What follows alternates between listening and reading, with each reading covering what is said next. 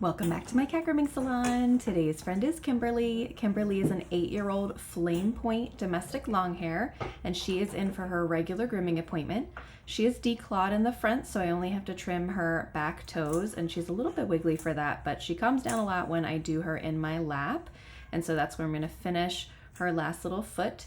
And then I will do a quick sanitary trim. This is with my Wahl Bravuras. These are my favorite clippers, especially for quick little sanis.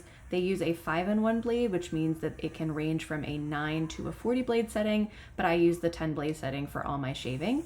And then her owners asked me to trim her toe tufts, which are the little clumps of hair that grow in between her toes. Look how cute she is.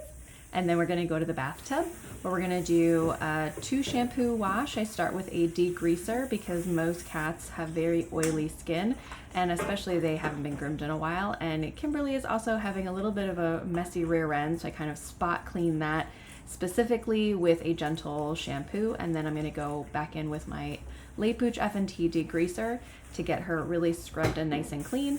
Then I'll rinse and finish up with my Poochs hypoallergenic shampoo. Everything that I mentioned is all linked in my bio. You can check it out if you want to try any of this at home, or if you're a professional cat groomer like me. After I shampoo, I rinse everything out, and I'm going to squeegee out all the excess water. Whoop.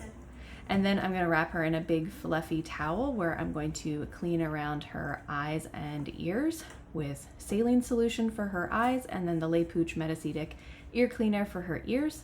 Then we'll put on a happy hoodie and into the blow dryer. Look how much hair is coming out.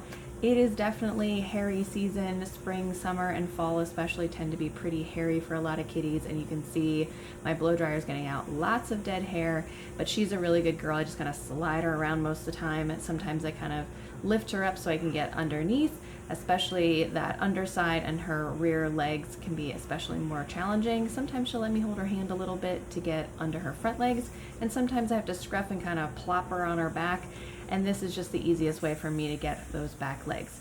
Now she's going to get what I call a teddy bear haircut, which is with a comb attachment and a vacuum attachment, and this is just going to get kind of an even haircut. I actually like what these haircuts look like in a few days, and unfortunately because this is not my cat, you won't get to see what that looks like, but in my opinion it looks the best after like 2 to 3 days. But I do try to touch it up as best I can by going against the growth of the hair. Then I will comb everything out so she can be ready to go home. And then I finish up with, this is a deshedding tool, and that just helps to kind of smooth out some of that choppiness a little bit. Thanks so much for watching. Follow me for more cat grooming videos. Bye.